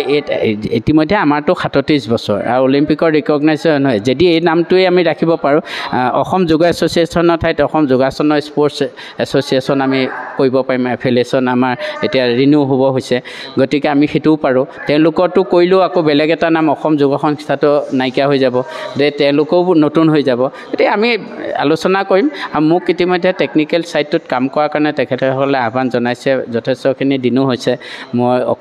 অকণমান অভিজ্ঞতাও আছে, গতিকে আমি সহায় কৰিব পাৰিম। আৰু মই ভাবোঁ যে আমি যদি থাকোঁ, তেখেতসকলেও নেশ্যনেল লেভেলতো যিমানখিনি অফিচিয়েল আছে টেকনিকেল, মোক তেখেতসকলে এটা ৰেচপেক্ট দিছে। আৰু ডক্টৰ জয়দেৱ আৰ্যাদেৱে আৰু আমাৰ উদিত ছেঠ প্ৰেচিডেণ্ট, তেখেতৰ ফেডাৰেশ্যনৰ তেখেতসকলেও কৈছে যে বৰাজি आप आइए, हम एक साथ मिलजुल कर काम करेंगे और एक जगह पे काम होगा, हम आप लोगों को लेकर काम करेंगे। গতিকে মতলব মানে ইয়াৰ অৰ্থ এইটোৱে হ'ল কথাটো যে আমি একেলগে কাম কৰোঁ, আমি খেলুৱৈ স্বাৰ্থত আমি কিছুমান ত্যাগ কৰিব লাগিব। মই হ'লেও মোৰ অভিমান অহংকাৰ যদি ক'ৰবাত অকণমান হ'লেও যদি প্ৰকাশ পাইছে, এইখিনি যাতে মষিমূৰ হওক। আমি সদায় এখন মঞ্চত কাম কৰোঁ, আমাৰ ভাল খেলুৱৈ আছে, প্ৰতিভাৱান খেলুৱৈ আছে, আমি তেওঁলোকক আগবঢ়াই দিওঁ। প্ৰত্যেকেই কাম কৰাৰ ইচ্ছা কৰে, প্ৰত্যেকেই কাম কৰাৰ সুযোগ পাওক। এইটোও কওঁ যে এইটো নহয় যে আঁতৰি যাওক, আমি কেতিয়াও আঁতৰাই দিয়া নাই, আমি কাকো আঁতৰাই দিয়া নাই। গতিকে এতিয়া আমাৰ মুহূৰ্তটো এনেকুৱা আহিছে যে 22 তাৰিখৰ পিছত, 21 তাৰিখ, 22 তাৰিখ, 23 তাৰিখৰ পিছত আমি এটা নতুন এটা পৰিকল্পনাৰে কাম কৰিম। আমাৰ এখন খেলেই হ'ব, জুলাইত যদি খেল হয় আমি এখন খেলেই পাতিম। আৰু আগতে কিছুমান ল'ৰা ছোৱালীয়ে অলপ ভয় কৰি আছিলে যে ইটো সংস্থা হ'লে ইটো সংস্থা খেলিবলৈ নাযায়, বা বিভিন্ন সময়ত অভিযোগো আমাৰ আহিছিলে, কিন্তু মিডিয়াৰ সন্মুখত ক'ব নিবিচাৰে গোটেইখিনি বিষয়। গতিকে তেনেকুৱা ধৰণৰ প্ৰব্লেম হয়তো যোৱা বছৰ এৰি দিছিলোঁ, সেইকাৰণে আমাৰ এই নেশ্যনেল গেমছত আমাৰ খেলুৱৈ তেওঁলোকৰ খেলুৱৈ মিলি পেলাই পাইছে, এই খেলো ইণ্ডিয়াটো পাইছে তেনেকৈ। আমি এৰি দিছোঁ, কিন্তু আমি নধৰোঁ। আৰু মই বুজি পাইছোঁ যে খেলুৱৈক খেলাৰ সুযোগ দিব লাগিব, যিমান খেলিব সিমান অভিজ্ঞতা পাব। আৰু অভিজ্ঞতা মোৰ সংস্থাৰ আণ্ডাৰতে খেলিব লাগিব বুলি কথা নাই, কথা নাই। আমি এইটো নকওঁ যে আমাৰ অসমতে খেলিব, আমি সকলোৱে সিহঁতক আগবঢ়াই নিব লাগিব। কাৰণ খেলত যেতিয়া অসমৰ ৰিপ্ৰেজেণ্ট কৰে, তেতিয়া আমি অসমত কেইটা সংস্থা আছে আমাৰ সেইটো উপলক্ষ্য নহয়। আমাৰ লক্ষ্য হৈছে যে ডাইৰেক্টৰ স্পৰ্টছৰ পৰা আমাৰ খেলো ইণ্ডিয়াত গৈছে, বাছ প্ৰাইজ পাব লাগে, নেশ্যনেল গেমছত গৈছে, অলিম্পিকৰ পৰা গেম মেডেল পাব লাগে, এছিয়ান গেমছ হ'ব মেডেল পাব লাগে। গতিকে মইতো এই কৈছোঁ কিমানখন দেশত মই এতিয়া খেল চলাইলোঁ, মোক চিফ জাজ মাতে, মোৰ যিকণ অভিজ্ঞতা হৈছে, মই নিশ্চিতভাৱে কৈছোঁ যে আপোনালোকে কিন্তু মেডেল দেখা পাব 26ত যদি আমাৰ এছিয়ান গেমছ হয়। আমি অসমলৈ মেডেল আপুনি দেখা পাবই। মই এইটো কথা মই দৃঢ়তাৰে ক'ব পাৰোঁ, মোৰ মানে সেইখিনি বিশ্বাস আছে। আমি যিমানো গম পাওঁ আপুনি এগৰাকী চৰকাৰী কৰ্মচাৰী হয়, গতিকে চৰকাৰী কৰ্মচাৰী হোৱাৰ পাছতো আপুনি ধৰি লওক যোগ ক্ষেত্ৰৰ কাৰণে বা খেলুৱৈসকলে প্ৰশিক্ষণ প্ৰদান কৰিবৰ কাৰণে কিদৰে আপুনি সময়টো কিদৰে উলিয়াই বা কিদৰে আপুনি গোটেই মেইনটেইন কৰে? হয়, নিশ্চিতভাৱে। যেতিয়া আমি ডেপুটেশ্যনত আছিলোঁ, আমাৰ 99ত আমাৰ ৰিজাল্ট দিয়াৰ পিছত আমাৰ জুন মাহৰ ৰিজাল্ট দিলে, আমি আহিলোঁ। অহাৰ পিছতে আমাক এবছৰৰ কাৰণে ক'ৰবাত কাম কৰিবৰ কাৰণে সুযোগ দিছিলে ডাইৰেক্টৰ স্পৰ্টছৰ পৰা, সেই সময়ত নিত্যানন্দ বৰকাকতি চাই। তাৰমানে কৈছিলে যে আপোনালোকে কামত কৰি থাককচোন, স্কুলবিলাকত কাম কৰি থাকক, আপোনালোকে ল'ৰা ছোৱালীখিনিক মানে আগুৱাই দিবলৈ সুযোগ পাব। তাৰপিছতে আমাৰ 2001 চনত ফৰ্মেলি আমাৰ এপইণ্টমেণ্টটো হ'ল, আমাৰ পাৰ্মানেণ্ট এপইণ্টমেণ্ট হ'ল। আমি ডেপুটেশ্যনত আছিলোঁ, নগাঁৱৰ পৰা মই ডেপুটেড আছিলোঁ। গতিকে আমি ওপৰত খেলাৰ কাৰণে, ভাল খেল খেলাৰ কাৰণে আমি সুযোগ পাইছিলোঁ। তেতিয়া কি হ'ল, এই যোগৰ প্ৰশিক্ষণপ্ৰাপ্ত অকল মই আছিলোঁ নৰ্থ ইষ্টত। সেই সময়ত কিন্তু আৰু নাছিলে, 99ত আৰু নাছিলে, ডিপ্ল'মা কৰা মানুহ আৰু নাছিলে। তাৰপৰা আহি মই আদিত্য তালুকদাৰ চাই 2001ত তেনেকুৱা ৰিটায়াৰমেণ্টত গৈছে। 2002 এনেকুৱা হ'ব আৰু 1-2 চনতলৈ Aditya Talukdar sir deputy director আছিলে ৰিটায়াৰমেণ্টত যোৱাৰ পিছত তেখেতে কিন্তু স্কুল গেমছ আৰম্ভ কৰা নাছিল আৰম্ভ কৰিবলৈ সুযোগ দিছিলে শিৱশংকৰ ৰয় ছাৰে মানে স্কুল গেমছটো আৰম্ভ কৰিছিলে স্কুল গেমছৰ কামখিনি শিৱশংকৰ ৰয় ছাৰৰ পৰা আৰম্ভ হৈছে গতিকে ডাইৰেক্টৰ ছাৰৰ আণ্ডাৰত আমি শিৱশংকৰ ৰয় ছাৰে আমাক জেগা দিছিলে আমাৰ নিউ ফিল্ডৰ লগত যিটো অফিচ আছিলে district sports office youth hostel তাতে আমি প্ৰশিক্ষণ কৰাইছিলোঁ প্ৰথম 2000 ভাৱনগৰত যেতিয়া ভূমিকম্প হৈছিলে সেই বছৰৰ পৰা যুগৰ আৰম্ভ হৈছে স্কুল গেমছ আমি কিন্তু আছাম টীমটো লৈ গৈ পজিশ্যন পাই আহিছিলোঁ গতিকে তেতিয়াৰ পৰা আমাৰ চলি আছিলে আৰু সেই সূত্ৰতে ডাইৰেক্টৰ স্পৰ্টছৰ যিহেতু তেখেত নাছিলে স্পৰ্টছটো স্কুল স্পৰ্টছটোত মোৰ এটা মানে মই দখল ল'বলৈ মানে সেইখিনি সামৰ্থ্য হ'লোঁ আৰু সেইখিনি একমাত্ৰ হৈছে আমাৰ অতি শ্ৰদ্ধাৰ আমাৰ directorate of sports and youth welfare আৰু department of sports and youth welfare Assam আৰু মিনিষ্ট্ৰী আমাৰ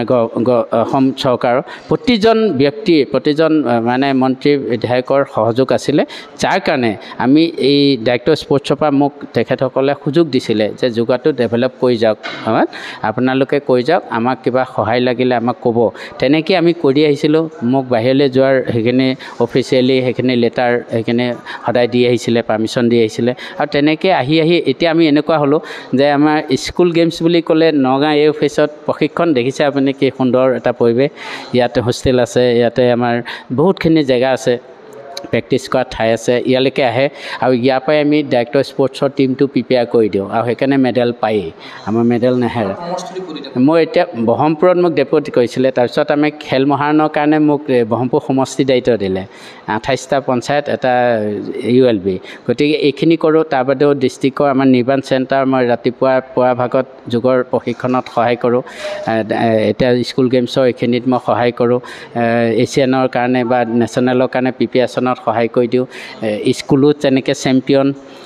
হকী কওক ফুটবল কওক ল'ৰা কওক ছোৱালী কওক এথলেটিক্স কওক কাবাডী কওক স্কুলো তেনেকুৱা অকল মোৰখনেই নহয় তেনেকুৱা আমি বহুত স্কুলত সহায় কৰি আহিছোঁ আৰু নগাঁও জিলাৰ খেলৰ স্পৰ্টছৰ ক্ষেত্ৰত নগাঁও ক্ৰীড়া সংস্থাৰ এটা ভূমিকা আছে গতিকে সেই তাতো মই জিমনাষ্টিকৰ ছেক্ৰেটেৰিও হ'লোঁ এটা টাইমত 4 বছৰ সেইখিনিও জিমনাষ্টিকৰ অলপ প্ৰসাৰ হ'ল ঘৰ হ'ল ধুনীয়াকৈ দেখিছে সেইটো সময়ত আমি অলপ ইনিচিয়েটিভ লৈছিলোঁ গতিকে সভাপতি সম্পাদকৰ নেতৃত্বত সেইখিনি হৈছে আৰু আমিও যত্ন কৰিছোঁ এতিয়া আমি এনেকুৱা তাৰমানে আমাৰ কামখিনি কৰিবৰ কাৰণে ৰাইজে বিচাৰে ডিপাৰ্টমেণ্টে বিচাৰে ডিষ্ট্ৰিক্ট এডমিনিষ্ট্ৰেশ্যনে বিচাৰে নেহেৰু যুৱ কেন্দ্ৰত 36 বছৰ ধৰি মই যুৱসকলৰ কাৰণে কাম কৰি আহিছোঁ শিশুসকলৰ কাৰণে মোৰ 36 বছৰ হ'ল এই স্থানত গতিকে আমি মানে যুৱৰ এজন মানে সংগঠক হিচাপে আমি কামখিনি এনেকৈ কৰাৰ এটা সুযোগ কিন্তু মোক চাকৰি ফালৰ পৰা দিছে আৰু ডিষ্ট্ৰিক্ট স্পৰ্টছ অফিচাৰ আমাৰ অতি শ্ৰদ্ধা এতিয়া বৰ্তমানৰ প্ৰতিম বৰুৱা ছাৰে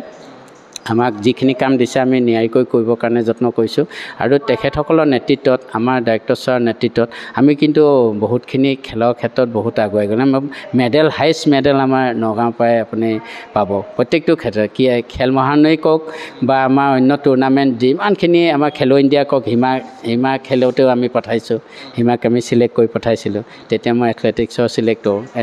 NSA গতিকে আমি কাম কৰিবলৈ সুযোগ পাইছোঁ আৰু সেইখিনি ডিষ্ট্ৰিক্ট স্পৰ্টছ অফিচাৰ হওক বা আমাৰ ডিষ্ট্ৰিক্ট এডমিনিষ্ট্ৰেশ্যন হওক বা ডাইৰেক্টৰ স্পৰ্টছৰ সম্পূৰ্ণ সহযোগিতা আছে আমি ক্ৰীড়া ভাৰতীয়েও কাম কৰিবলৈ সুযোগ পাইছোঁ গতিকে ৰাইজৰ কাম কৰিবলৈ সুযোগ পোৱাটো এটা ডাঙৰ কথা গতিকে এইখিনি সুযোগ দিয়াৰ কাৰণে মই কিন্তু তেখেতসকলৰ ওচৰত কিন্তু মই কৃতজ্ঞ ভাল নগাঁও জিলা ক্ৰীড়া সন্থাই কেনেকুৱা ধৰণৰ আপোনালোকক সহায় সহযোগিতা কৰি আহিছে যিহেতু সভাপতিৰ দায়িত্বত ৰূপক শৰ্মা ডাঙৰীয়া আছে বোধহয় আৰু সম্পাদকৰ দায়িত্বত তপন কুমাৰ দাস ডাঙৰীয়া আছে গতিকে তেখেতসকলে কিদৰে সহযোগিতা কৰি আহিছে নিশ্চিতভাৱে তপন কুমাৰ দাসদেৱ আমাৰ প্ৰাক্তন সভাপতিও তেখেত অসম যোগ সন্থাৰ সভাপতিও আছিলে আজি কিছুদিনৰ আগলৈকে তেখেত সভাপতিৰ দায়িত্বত আছে তাৰপিছত তেখেতে এতিয়া তেখেতৰ পদত্যাগ কৰিলে তেখেতে যিহেতু কেইবাটাও অনুষ্ঠান আছে যা নহওক তেখেতে কৈছে যদিও কিন্তু আমি প্ৰায় প্ৰদীপ কুমাৰ হাজৰিকাদেৱ আছিলে সেই সময়ত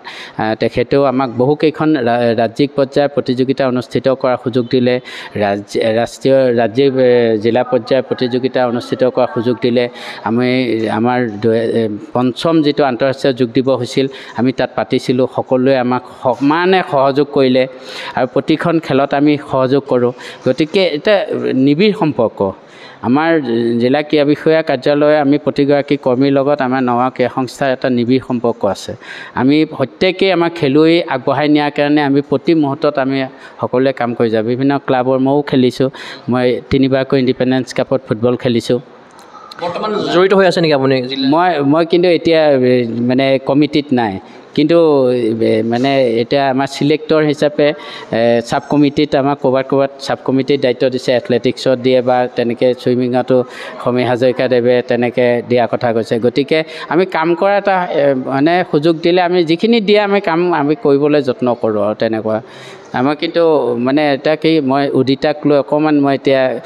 চিন্তা কৰিছোঁ, সেইকাৰণে মই বিষয়ভাৱ ল'ব বিচৰা নাই। 4 বছৰ তাৰমানে ক্লাব নকৰোঁ, 4 বছৰ মই উদিতাৰ কাৰণে অকণমান যত্ন কৰিম বুলি ভাবিছোঁ। তাই যিহেতু প্ৰতিভা আছে, যদি বিকশাই তোলাত অকণমানো অৰিহণা পিতৃ হিচাপে কৰিব পাৰোঁ, সেইটোও মোৰ কাৰণে অকণ ভাল হ'ব বুলি ভাবি মই অকণমান কেইটামান দিনৰ কাৰণে মই অলপ সংগঠকৰ পৰা অকণমান আঁতৰি আছোঁ। তাৰমানে যিটো আপুনি বিভিন্ন বয়সৰ খেলুৱৈসকলক আগুৱাই দিছে ৰাষ্ট্ৰীয় বা আন্তঃৰাষ্ট্ৰীয় পৰ্যায়লৈ, লগতে আপুনি বয়োজ্যেষ্ঠ ব্যক্তিসকলকো যোগ ক্ষেত্ৰখনলৈ লৈ আহিছে, আমি যিমানটো গম পাইছোঁ। গতিকে তেখেতসকলক এই ধৰি লওক আপুনি খেলুৱৈ হিচাপে আত্মপ্ৰকাশ কৰাইছে বা ৰেফাৰী হিচাপে আত্মপ্ৰকাশ কৰাইছে, গতিকে সেই দিশত কি ক'ব আপুনি? নাই, আমি যিমান জড়িত কৰিম। আমাৰ চাওক, ৰাতিপুৱা মই শুই উঠি চাওঁ, কেতিয়াবা হাত দুটা মেলি দিওঁ, মই দেখোন বহুত বেছি ঢুকি নাপাওঁ, অলপমান ঢুকি পাওঁ। তাৰমানে মই সকলোকেতো কৰিব নোৱাৰিম। গতিকে মোৰ লগত যদি তেনেধৰণৰ বহু ব্যক্তি থাকে, বহু অনুষ্ঠান প্ৰতিষ্ঠানে যদি এনেধৰণৰ প্ৰশিক্ষণ লয় বা প্ৰশিক্ষণ দি থাকে বা এই ধৰণৰ কামত জড়িত হৈ থাকে, সম্পৃক্ত হৈ থাকে, তেতিয়া দেখোন সমাধান কৰিবলৈ সহজ। কাৰণ মইতো নগাঁৱত থাকি গোটেই অসমখনৰ কথা চিন্তা কৰিব নোৱাৰোঁ। কিন্তু আমি যেতিয়া প্ৰতিযোগিতা হয় সেইখিনি আমি চিন্তা কৰিম, কিন্তু আমাৰ প্ৰশিক্ষণৰ ক্ষেত্ৰত আমাৰ প্ৰত্যেকৰ সহায় সহযোগ লাগিব। আৰু আমি ষ্টেপ বাই ষ্টেপ আমাৰ জেনেৰেশ্যন বাই জেনেৰেশ্যন আমি গ্ৰ' কৰাব লাগিব, নহ'লে আমি নিব নোৱাৰোঁ। সেইকাৰণে আমি 2.5 বছৰ বয়সৰ পৰা শিশুসকলক শিকাওঁ। আৰু আপোনাক কৈছোঁ, গৌৰৱ কৰি কৈছোঁ যে আমাৰ যুগৰ শিশুসকলে কোনো ধৰণৰ নিচাযুক্ত দ্ৰব্যৰ পৰা মানে তেওঁলোক মানে আঁতৰিয়ে থাকে অনবৰতে, কোনো ধৰণৰ বস্তু তেওঁলোকে নুচুৱেও। গতিকে তেওঁলোকক সেই দিশটোৰ পৰা যে আমি আঁতৰাই আনিব পাৰিছোঁ বা ৰাখিব পাৰিছোঁ, সেইটোও এটা মানে লাভ হৈছে বুলি ভাবিছোঁ। আৰু তেওঁলোকে বুজি উঠিয়াটো সেইটো এটা ভাল হৈছে, এৱাৰনেছ হৈছে। তেওঁলোকে বুজিছে যে তেনেধৰণৰ ড্ৰাগছ হওক বা নিচাযুক্ত ঔষধ হওক, দ্ৰব্য হওক, সেইবিলাকৰ পৰা আঁতৰি থাকিলে জীৱনটো সুন্দৰভাৱে যাপন কৰিব পাৰিব। উদযাপন নহয়, জীৱন সদায় যাপন হয়, উদযাপন নহয়। গতিকে জীৱন যাপন কৰিব পাৰিব। আৰু সেইকাৰণে সেই কথাটো আমি তেওঁলোকক যাতে বিহেভিয়াৰেল চেঞ্জেছ, আমি তেওঁলোকক যদি কোনোবা আছেও, আমি যাতে সুস্থ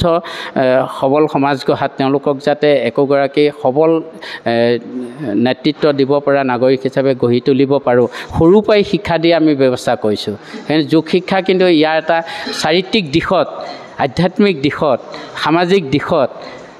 শৈক্ষিকটো আছে, এই শৈক্ষিক আছে, লগতে শাৰীৰিক মানসিক আছে, সকলো দিশত সৰ্বাংগীন দিশত সহায় কৰিব পৰা একমাত্ৰ দিশটোৱে হৈছে যোগ প্ৰশিক্ষণ, যোগ শিক্ষা। যিহেতু আজি আন্তঃৰাষ্ট্ৰীয় যোগ দিৱস আৰু এই দিৱসৰ লগত সংগতি ৰাখি আমি অনুষ্ঠানটো ৰূপায়ণ কৰিছোঁ। আৰু আপুনি যদি আজি কেইটামান সাধাৰণ লোকৰ কাৰণে অলপ টিপছ দি দিয়ে, ধৰি লওক খেলুৱৈসকল বুলি নহয়, সৰ্বসাধাৰণ লোকৰ কাৰণে, যে যোগ কিয় কৰিব লাগে বা কি আসন কৰিলে মানে সৰ্বসাধাৰণ লোক বেনিফিট হ'ব, বা কি ক'ব? নিশ্চয়কৈ মানে আমি এনে ক'ব লাগিব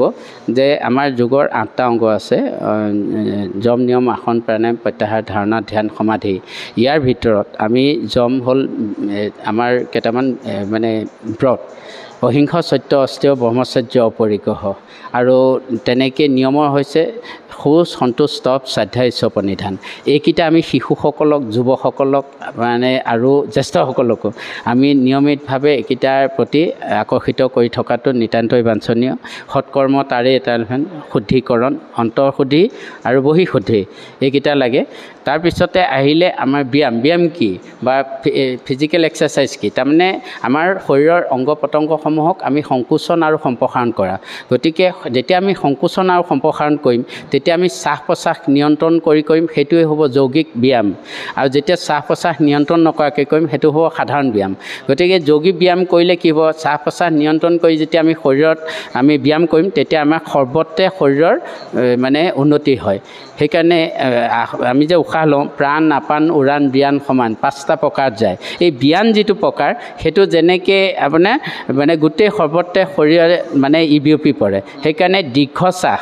গভীৰ চাহ এইটো হৈছে আটাইতকৈ মানে লাভদায়ক কথা গতিকে গভীৰ চাহলৈ যাবলৈ হ'লে আমি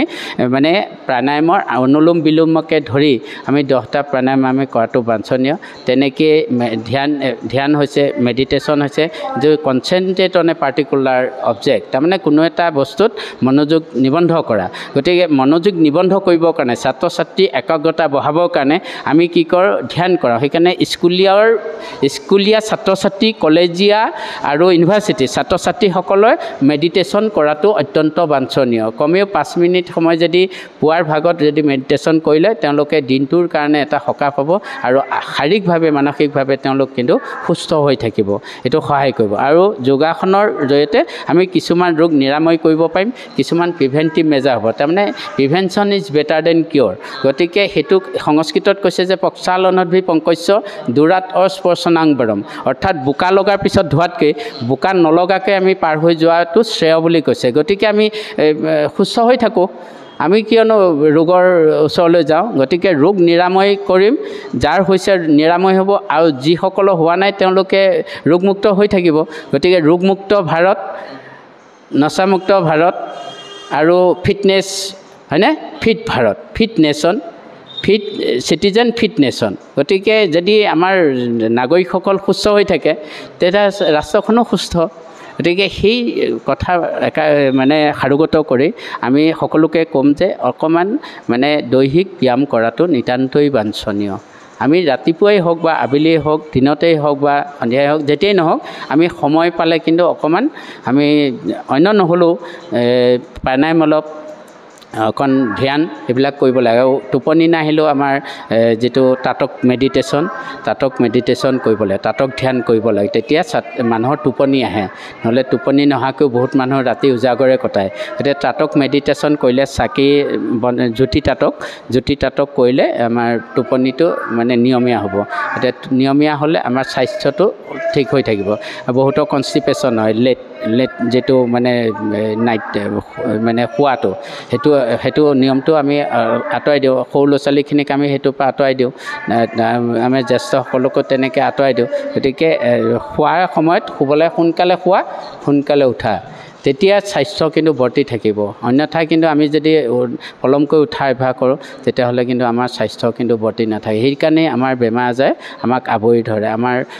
শৌচ প্ৰস্ৰাৱ আমাৰ পৰিষ্কাৰ পৰিচ্ছন্নতাত কিন্তু যথেষ্টখিনি ব্যাঘাত জন্মায় সেইকাৰণে আমি ক'ম যে সকলোৱে আহক যোগ কৰিম আমি নিয়মীয়া প্ৰশিক্ষণ কৰোঁ আৰু সকলোৱে সুস্থ হৈ থাকোঁ শাৰীৰিকভাৱে মানসিকভাৱে বৌদ্ধিকভাৱে আধ্যাত্মিকভাৱে সামাজিকভাৱে আমি সুস্থ হৈ থাকোঁ আৰু এটা সুস্থ শৰীৰত এটা যেতিয়া সুস্থ মন থাকিব আমি যি কামেই নকৰোঁ আমাৰ মানসিকতা ভাল হ'ব আমাৰ কাম ভাল হ'ব আমি কৃতকাৰ্য হ'ব পাৰিম এই কথাকে সাৰোগত কৰি মই সকলোকে অনুৰোধ জনাম যে আন্তঃৰাষ্ট্ৰীয় যোগ দিৱসৰ এই সন্ধিক্ষণত আমি সকলোৱে গৌৰৱ অনুভৱ কৰিছোঁ যে আমাৰ অতি শ্ৰদ্ধাৰ প্ৰধানমন্ত্ৰী নৰেন্দ্ৰ মোদী দেৱে তেখেতে যোগক আন্তঃৰাষ্ট্ৰীয় স্বীকৃতি প্ৰদান কৰালে আৰু ৰামদেৱ আমাৰ গুৰু তেখেতে যোগক মানে আন্তঃৰাষ্ট্ৰীয় পৰ্যায়ত আমাৰ সকলোৱে তাক চৰ্চা কৰিব পৰাকৈ তেখেতে ৰাস্তা মুকলি কৰি দিলে আস্থা চেনেলৰ জৰিয়তে 2006 পৰা কৈছিলে মই জনাত 2006 মানৰ পৰাই তেখেতে মুকলিলৈ আহিছিল আৰু তেখেতসকলে মহাসাগৰত থকা মানুহ তাৰমানে অতি গভীৰ তেওঁলোকৰ চিন্তা চৰ্চা গতিকে আমি সশ্ৰদ্ধ প্ৰণিপাত জনাইছোঁ আৰু তেখেতসকলে যেনেকৈ পতঞ্জলি ঋষিয়ে এই যুগৰ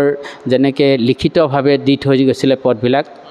পতঞ্জল যোগসূত্ৰ গতিকে সেইখিনিৰ কাৰণে আজি আমি সেইখিনিকে লৈ আমাৰ ভাৰতে গৌৰৱ অনুভৱ কৰিছে আৰু ভাৰত আগবাঢ়ি গৈছে এতিয়া বিশ্ব দৰবাৰত অলিম্পিকত যোগ আহিছে যোগ স্পৰ্টছ হৈছে এটা সময়ত মই অকলে যুদ্ধ কৰিছিলোঁ মোক কৈছিলে এইটো খেল কেলৈ পাতিব লাগে গান লগাই খেল কিয় পাতিছা গান লগাই মই বৰগীত গাই যোগা কৰাইছিলোঁ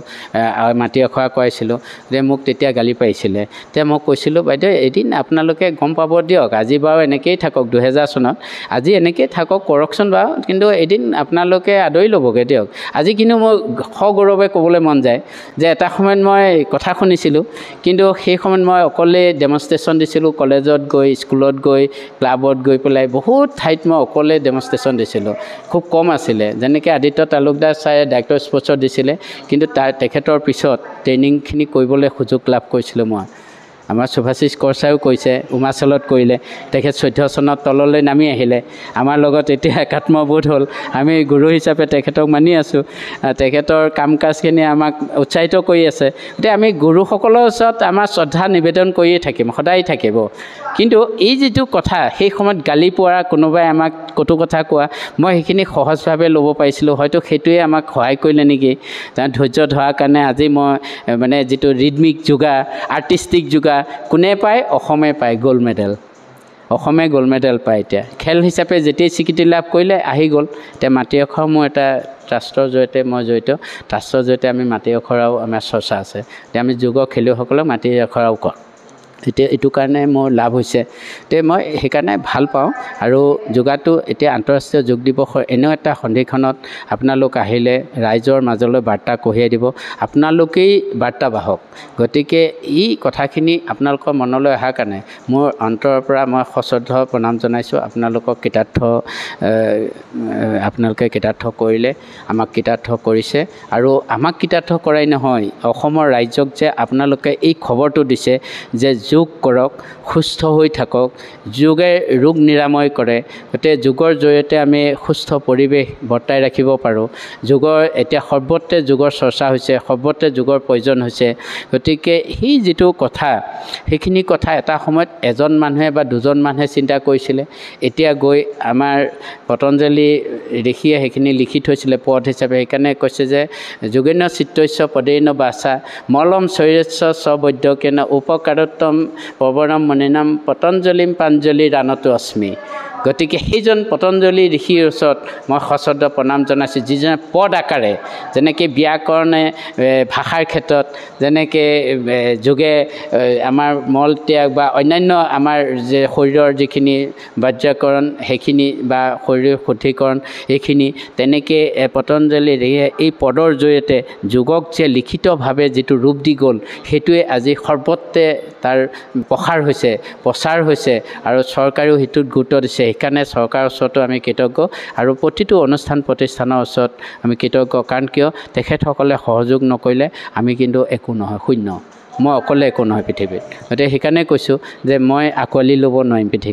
পৃথিৱীখন গোটেইখন গতিকে গ্লোবটোক মই ধৰি ৰাখিব পাৰিম কিন্তু গ্লোবটোৱে এইটো নুবুজায় যে মই গোটেই পৃথিৱীখন মই সাৱটি ধৰিব পাৰিম কিন্তু মই মৰমেৰে সাৱটি ধৰিব পাৰিম মৰমৰ এনাজৰীয়ে কিন্তু পৃথিৱীখন আমি সাৱটি ধৰিব পাৰিম কিন্তু বাস্তৱত আমি পৃথিৱীখন এনেকৈ সাৱটি ধৰিব নোৱাৰোঁ সকলোৰে প্ৰয়োজন আছে সকলোৱে কৰক সকলোৱে সুস্থ হৈ থাকে সকলোৱে লক্ষ্য আৰু উদ্দেশ্য সফল হওক এই আশা কৰি আপোনালোকলৈ মই সশ্ৰদ্ধ প্ৰণাম জনাই আৰু আজিৰ দিনটোত মই এইটোৱে ক'ব বিচাৰিম যে আন্তঃৰাষ্ট্ৰীয় যোগ দিৱসটো আহক আমি অতি সুন্দৰকৈ ওৱান আৰ্থ কৈছে যে এখনেই পৃথিৱী ওৱান হেল্থ স্বাস্থ্য সকলোৱে একেই হওক সুস্বাস্থ্য গুড হেল্থ তাৰমানে সকলোৱে সুস্বাস্থ্যৰ অধিকাৰী হওঁ কিয়নো এজন হয় কিয়নো 10জন হয় বাকীখিনি কিয় নহয় 145 কোটি ওচৰা-ওচৰি আমাৰ ভাৰতীয় মানুহ সকলোৱে সুস্থ হৈ থাকক যোগ কৰক সুস্থ হৈ থাকক আপোনালৈ মোৰ শেষৰটো প্ৰশ্ন যিহেতু আপোনাৰ লগত বহুখিনি কথা পাতিলোঁ আৰু বহুখিনি কথা পাতিব থাকি যাব পৰৱৰ্তী সময়ত আপোনাৰ লগত আকৌ বহিম যিহেতু অলিম্পিকো 2036ত ভাৰতত অনুষ্ঠিত হোৱাৰ কথা গতিকে বহুখিনি সপোন আছে দেশবাসীৰ এই অলিম্পিকক লৈ কেইবাটাও নতুন ইভেণ্ট সোমাব গতিকে যোগাটো সোমোৱা কথা আছে অন্তৰ্ভুক্ত হোৱাৰ কথা আছে গতিকে অসমৰ যোগ ক্ষেত্ৰ বা দেশৰ যোগ ক্ষেত্ৰটো আপুনি কি হিচাপে চাব বিচাৰে কি সপোন আৰু প্ৰত্যাশা আছে আপোনাৰ নিশ্চিতভাৱে আমি এতিয়া যিমানখিনি টুৰ্ণামেণ্ট আমি বাহিৰত কৰাইছোঁ এছিয়ান কওক বা ৱৰ্ল্ড চেম্পিয়নশ্বিপ কওক বা ইণ্টাৰনেশ্যনেল যোগৰ চেম্পিয়নশ্বিপ কওক প্ৰত্যেকখন খেলতেই কিন্তু এতিয়া ভাৰতে প্ৰভুত্ব চলাই আছে ভাৰত শ্ৰেষ্ঠ হৈ আছে আৰু নিশ্চিতভাৱে এছিয়ান গেমছ আমাৰ 26ত জাপানত আৰু তাৰপিছত 30ত কাটাৰত অনুষ্ঠিত হোৱাৰ কথা আছে এতিয়াই ফুল ফ্লেজেড খেল হিচাপে দিয়াৰ কথা কৈছে আগতে 26তে মানে ডেমনষ্ট্ৰেশ্যন গেম হিচাপে দিয়াৰ কথা কৈছিলে মেডেলৰ কথা নাছিলে কিন্তু এইবাৰ কেতিয়া ক'লে যে নাই মেডেলৰ খেলেই হ'ব বুলি এটা ইতিমধ্যে কৈছে আৰু 36ত আমাৰ অতি শ্ৰদ্ধাৰ প্ৰধানমন্ত্ৰী নৰেন্দ্ৰ মোদীদেৱে কৈছে যে অলিম্পিক হ'লে যোগাটো থাকিব আৰু এটা খেল মানে কাবাডী খেলক অন্তৰ্ভুক্ত কৰাৰ এটা হৈছে আমি এতিয়া ক্ৰীড়া ভাৰতীৰ ফালৰ পৰা কাবাডী খেলক আমি প্ৰাধান্য দিছোঁ খেল মহান ফালৰ পৰা মই কাবাডীৰ লগত জড়িত মই কাবাডী ৰেফাৰী কাবাডী খেলিছোঁ গতিকে কাবাডীত এতিয়া নগাঁৱত খেলি কাবাডীতে আমি champion sub junior junior senior গতিকে আমি নিশ্চিতভাৱে কাবাডী খেলৰ কাৰণে যিটো প্ৰয়াস কৰিছে যে সৰুৰ পৰা খেলুৱৈসকলক লোৱাৰ যিটো প্ৰয়াস কৰিছে খুব কম বয়সৰ 14 বছৰ অনুৰ্ধৰ খেলুৱৈসকলক এইটো লৈ মানে এতিয়া গোটেই সৰ্বতে ভাৰতত কাবাডী খেল অনুষ্ঠিত হ'ব ক্ৰীড়া ভাৰতীয়ে লৈছে আৰু গোটেই অনুষ্ঠান প্ৰতিষ্ঠানবিলাকে ফেডাৰেশ্যনে লৈছে কাবাডী খেলতো মেডেল আহিব সেইটো আমি ক'ব পাৰোঁ কাৰণ এছিয়ানত আহিছে আৰু ইয়াতো আহিব মানে গতিকে কাবাডী খেলো হ'ব আৰু যোগাটো এই দুটা ট্ৰেডিশ্যনেল গেম হিচাপে যোগাটোৱে স্থান লাভ কৰিব আৰু নিশ্চিতভাৱে ভাৰত প্ৰথম স্থানত থাকিব আৰু আমাৰ অসমৰ খেলুৱৈ থাকিব মই আপোনাক ক'লোঁ যে তিনিজন অসমৰ খেলুৱৈ আছাম অলিম্পিক ইণ্ডিয়ান অলিম্পিক টীমত থাকিব আৰু মেডেল পোৱাৰ নেক্সট এটা চ'ৰ্চ আছে 36ত যোগত পদক আহিবই এছিয়ানত আহিবই অলিম্পিকত আহিবই অসমৰ আমি মানে জানো আমি এনে বেছটো আমি চুলে এতিয়া এটা ভাতে পিটিকিব লাগে আমি গম পাইছোঁ তাৰমানে আমাৰ আছে সেইটো পৰ্যায়ত টেলেণ্ট আছে আমি সেইখিনি আগুৱাই লৈ আহিম নিশ্চয়কৈ আপুনি বহুখিনি সময় দিলে তাৰ বাবে আপোনাক ধন্যবাদ জ্ঞাপন কৰিলোঁ লগতে সুস্বাস্থ্য কামনা কৰিলোঁ লগতে আন্তঃৰাষ্ট্ৰীয় যোগ দিৱসৰ শুভেচ্ছা আপোনালৈ লগতে অসমবাসীলৈ আৰু সমগ্ৰ আমাৰ গগৈ স্পৰ্টছ শ্ৰেণীৰ সকলো দৰ্শকলৈ জ্ঞাপন কৰিলোঁ নমস্কাৰ মই পুনৰবাৰ গগৈ স্পৰ্টছৰ মই সকলো আমাৰ কৰ্মকৰ্তা বিশেষকৈ আপোনালোকক দুইজনকে চিন্ময় আৰু জৱন দুইজনে আহি আমাৰ এই অনুষ্ঠানটোৰ জৰিয়তে এটা যিটো আপোনালোকে খবৰ দিব বিচাৰিছে ৰাইজলৈ মেছেজ দিব বিচাৰিছে যে যোগ কৰক সুস্বাস্থ্য বৰ্তাই ৰাখক যোগ কৰক সুস্বাস্থ্য অধিকাৰী হওক গতিকে এই বাৰ্তা আপোনালোকে কঢ়িয়াই আপোনালোকে ৰাইজৰ সেৱা আগবঢ়াইছে গতিকে এই সেৱা আগবঢ়াই যোৱাত আপোনালোকক ভগৱানেও সহায় কৰক আৰু সৰ্বতে আপোনালোকৰ যি গগৈ স্পৰ্টছৰ যিটো লক্ষ্য আৰু উদ্দেশ্য সেইখিনি সফল কামনা কৰিছোঁ মই নিশ্চয়কৈ এয়া আছিল আন্তঃৰাষ্ট্ৰীয় যোগ ৰেফাৰী লগতে যোগ সংগঠক লগতে যোগ প্ৰশিক্ষক তেখেত অসম যোগ সংস্থাৰো প্ৰতিষ্ঠাপক সম্পাদক সকলোৱে পৰিচিত এগৰাকী ক্ৰীড়া সংগঠক প্ৰভাত বৰা ডাঙৰীয়া আমি তেখেতৰ লগত কথা পাতিলোঁ যোগ ক্ষেত্ৰৰ লগত কথা পাতিলোঁ লগতে আন্তঃৰাষ্ট্ৰীয় যোগ দিৱসৰ লগত সংগতি ৰাখি যোগ ক্ষেত্ৰৰ লগত জড়িত কিছু আলোচনা কৰিলোঁ তেখেতৰ লগত আমি আশা কৰিম তেখেতৰ যিখিনি সপোন আছে প্ৰত্যাশা আছে সেয়া আগন্তুক সাফল্যমণ্ডিত হওক সেই আশাৰে মই চিন্ময় কুমাৰ বৰাই বিশেষ অনুষ্ঠানৰ পৰা বিদায় লৈছোঁ চাই থাকিব গগৈ স্পৰ্টছ শ্ৰেণী ধন্যবাদ